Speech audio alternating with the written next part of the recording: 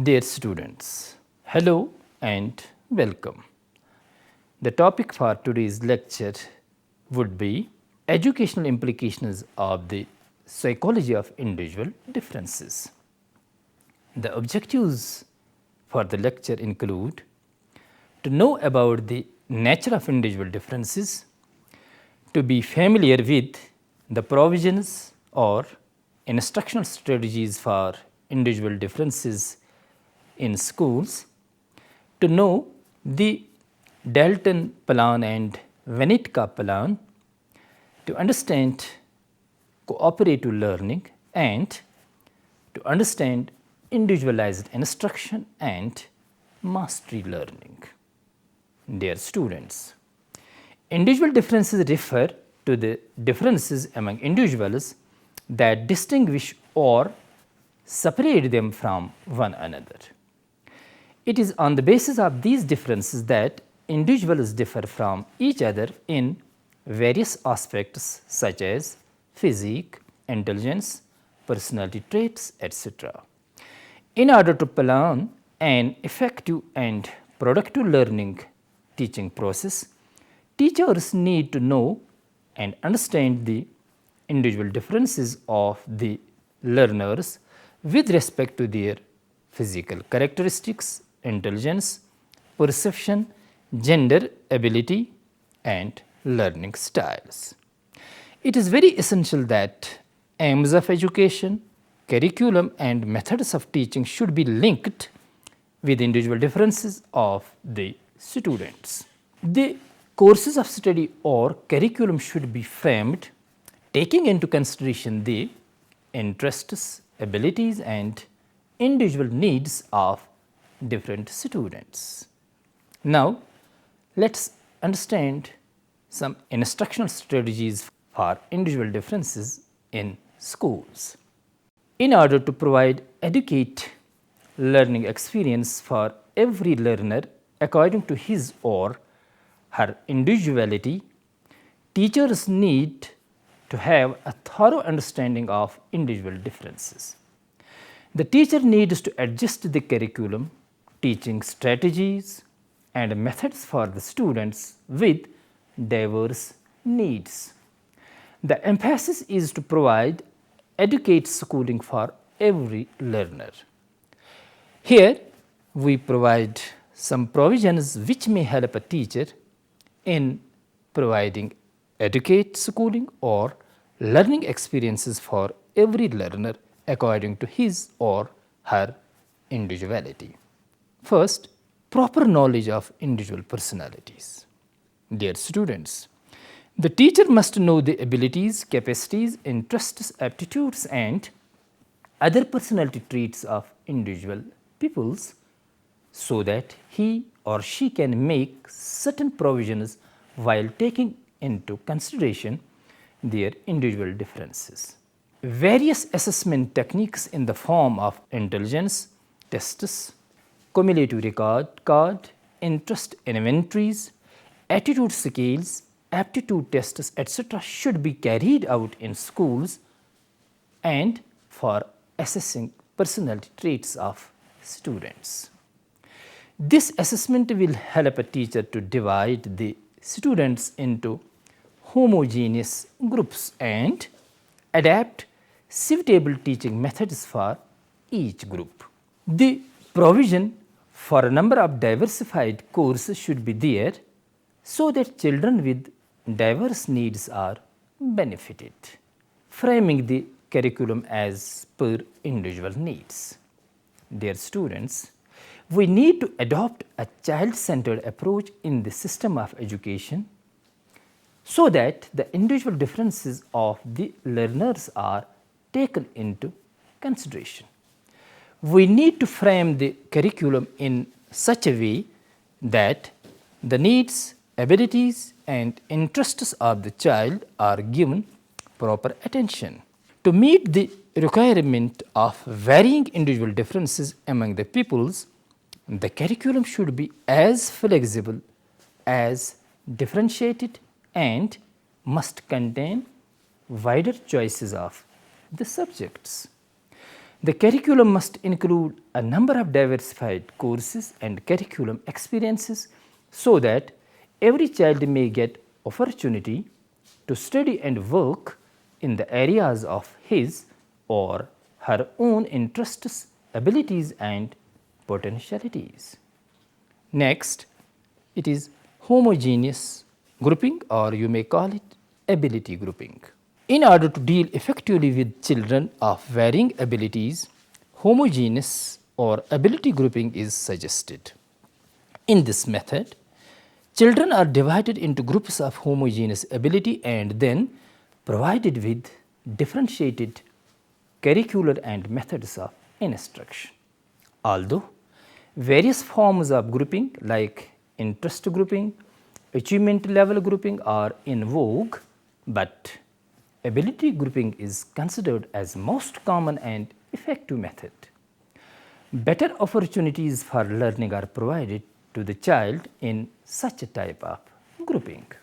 Adjusting the methods of teaching.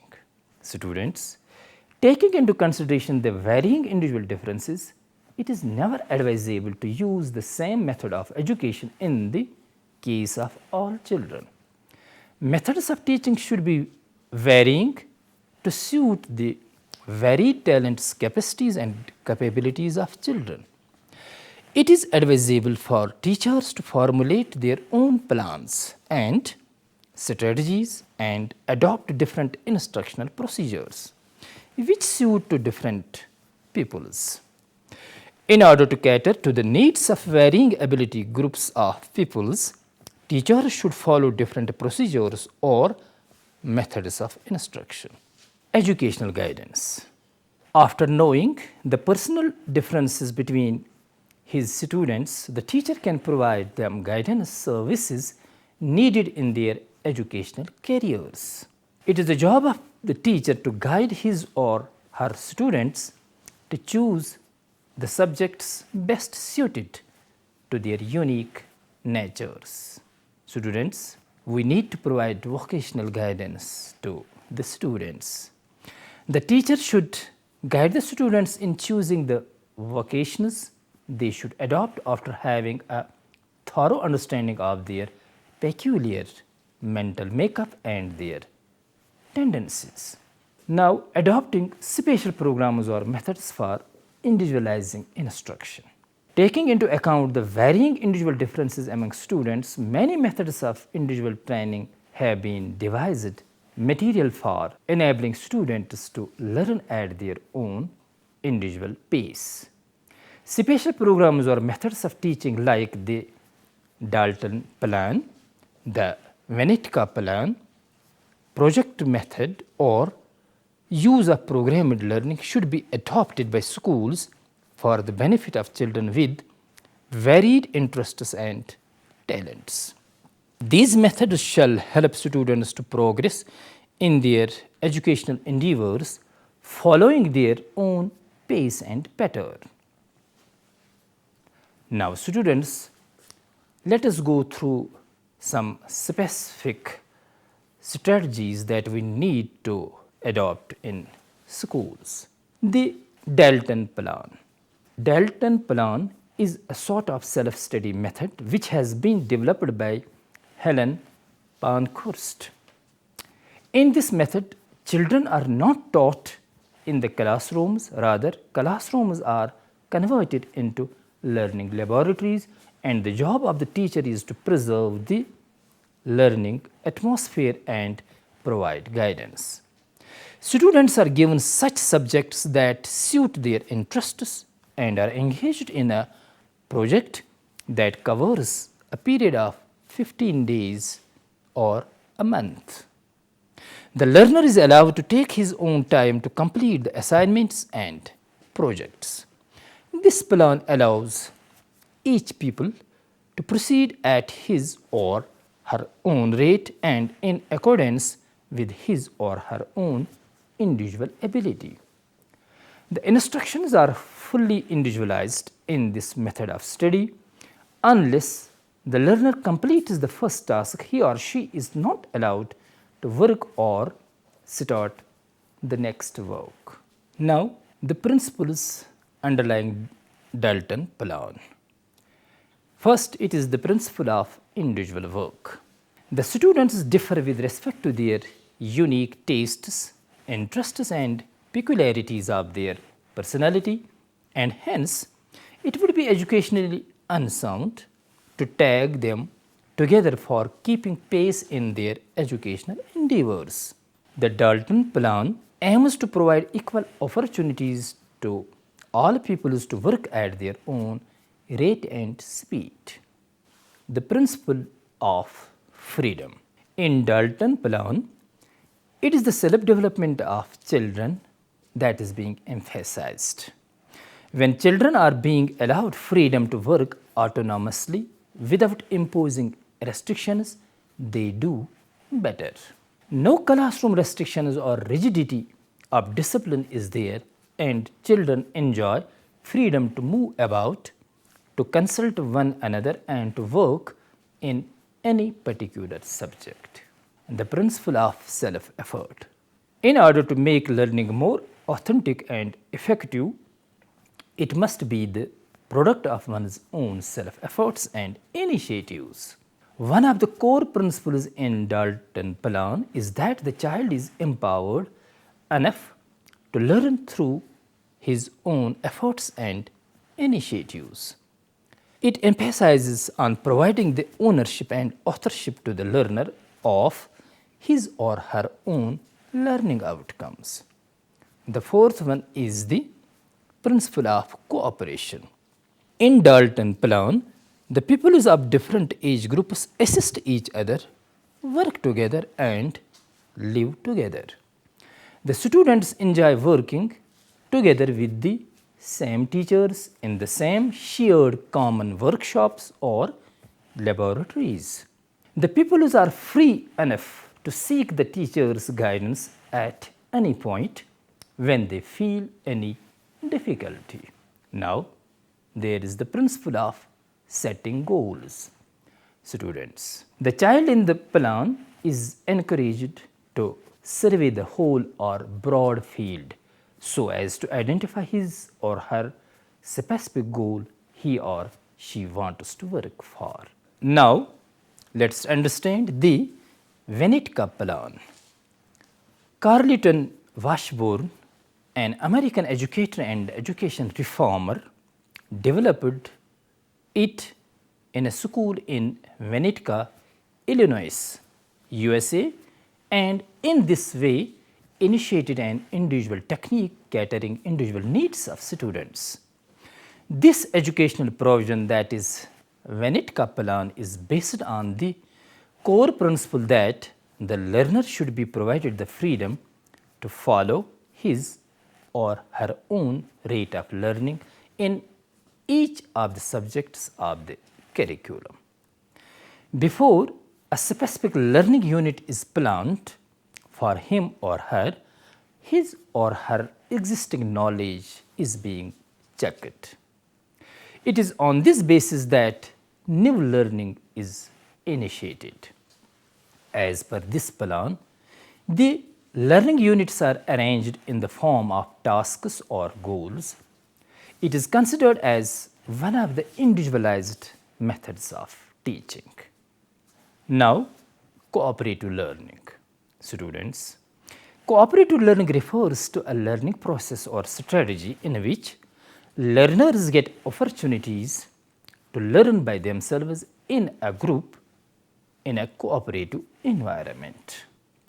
In this instructional study, the students are placed in heterogeneous groups of different levels of ability for the understanding of the subject. These groups share all needed information among themselves and help each other for having the required knowledge, understanding, and application of the aspects of the content, material, or course units included in their syllabus. It is a valuable and effective way of engaging students in meaningful learning with authentic tasks in a social setting. Students talk in peers or small groups, and even shy students come forward and are more likely to feel comfortable expressing ideas in these more intimate settings. Quite opposite to the traditional learning approach, which was teacher and content centered, it is more learner centered. Enhancement in student achievement is expected if implemented properly. Now, let us understand the basic assumptions of this approach, that is cooperative learning. The cooperative learning ideology ensures learner-centered approach in teaching learning, quite opposite to the traditional content or teacher-centered approach of teaching learning processes.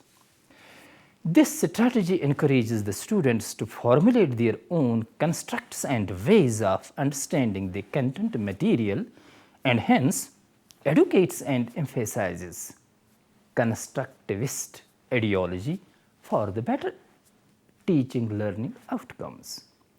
It has laid emphasis on redefining the role of a teacher from a lecturer, expert, or repository of subject knowledge to a capable facilitator and guide for assisting students in their cooperative learning tasks. It advocates proper teaching learning environment where mere lecturing and dissemination of knowledge on the part of the teachers is not emphasized. Rather, active learning and knowledge creation on the part of the learners is sought out.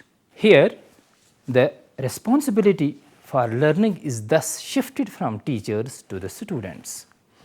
This approach emphasizes that children learn better in a cooperative manner from each other on account of their mutual interaction and genuine rapport existing among them, instead of the learning thrust upon them by some outside agency like a teacher. It highlights the role of engaged, involved, and active learners in the process of teaching and learning. Maximum benefits are ensured when they are totally involved in the learning process by cooperating each other. As compared to traditional classroom teaching, self-confidence and self-esteem among learners is built in a positive way while engaging them in cooperative learning. Students, now let us understand another strategy, that is individualized instruction. Students, individualized instruction is considered as one of the best strategies of dealing with individual differences. As the name suggests, individualized instruction is a method of instruction in which there is a purposeful interaction between a learner and the teacher for helping individual learner achieve the desired instructional objectives with his own pace and abilities. Here, it is the individual learner who receives instruction is occupying the key position. The instructional objectives are formulated according to the needs, interests, and abilities of the individual learner. Computer-assisted instruction is one example of individualized instruction. Here, we provide you some practical measures that prove beneficial for the purpose of individualized instruction. For the sake of providing better individual attention towards the individual learner in the shape of face-to-face personal contact, the student's strength of the class or section should be minimized or made as small as possible. Quite contrary to the traditional method of teaching, here emphasis is given on personal social relationship between the teacher and the taught. The role of the teacher in individualized instruction is that of a facilitator, and hence he has to pay individual attention to the group under instruction. His role is not to act merely a source of information and remain confined to the imparting of knowledge and information to his students. Rather, he is required to provide individualized instruction to them. He is there to arrange for suitable learning material and a conducive learning environment for the students. Again, he has to provide timely, frequent reinforcement and feedback to all the individual learners and hence add a personal social element in the teaching learning process. He has to perform the role of a capable manager of the learning tasks carried out by all the learners. The teacher, while engaging the learners in drill or practice work in the classroom or assigning home tasks, takes into consideration their varying individual differences. Special provisions, coaching and guidance programs for exceptional children, both the dull and the gifted children, are most helpful in order to provide individualized instruction. Dear students, now let us understand the mastery learning strategy. Students, mastery learning strategy is considered one of the effective strategies for dealing with individual differences. The mastery learning model assumes that all students of a class can learn and attain the mastery level if they are provided adequate instruction and assistance from the teachers. The whole teaching environment is structured so adequately that students develop mastery of prerequisite skills before they begin a new lesson. Due consideration is given to the varying needs, interests and abilities of students. Some students learn speedily and easily on account of their higher aptitude for that learning and thus demonstrate mastery in lesser time with lesser efforts. Students who lag behind are provided sufficient time, remedial education and are helped in getting out of their learning difficulties. These students too attain the required understanding and practice of that specific learning task and hence reach to mastery level like those who are fast at learning. In this way, all students of a class can master any given set of objectives if sufficient time, appropriate materials and instruction is provided to them. The mastery learning model is based on certain assumptions. Teachers with proper strategy and adequate guidance take along every student to learn and acquire mastery. The causative factors for student failure are related to the instruction, giving less time and administering poor strategy. Hence, the proper strategy to be used by the teacher in a mastery learning environment is to provide enough time and employ such instructional strategies that may help all students in achieving the mastery level of teaching.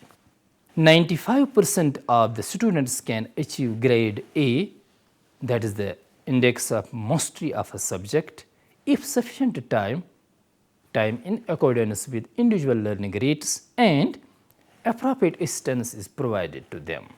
No student is allowed to proceed on the next learning until and unless he or she has the required mastery over the present unit. Hence, the mastery learning model assumes that all students of a class can learn and attain the mastery level if they are provided adequate instruction, sufficient time and needed assistance from the teachers. Therefore, the problem of individual differences can be tackled with so many educational provisions. It is imperative that the individual requirements of children with tremendous individual differences are addressed so that the problem of school failure is minimized. Dear students, to conclude, we may say that Individuals do differ in various abilities, capacities, and personality characteristics, and hence, the aims of education, curriculum, and methods of teaching should be linked with these individual differences. Since all students cannot be benefited by one particular method of instruction, teachers need to adopt different types of methods of teaching, considering individual differences related to the interests, needs, potentialities of the students. Co-curricular activities in the form of drama, music, literary activities, essays, and debate competitions should be adopted in schools and assigned to children according to their varied interests. Teachers should provide individual guidance to children for maximum utilization of their unique potentialities. Teachers should use multisensory approach in the classroom in order to gain student attention. Use of relevant teaching aids will also help in this direction. Different teaching methods like playing method, project method, Montessori method, storytelling methods need to be used by the teachers considering differences among student personalities. Curriculum also needs to be redesigned as per the diverse interests, abilities, and needs of the student learners. Dear students, it was all for today. I hope that you might have enjoyed this session. Thanks.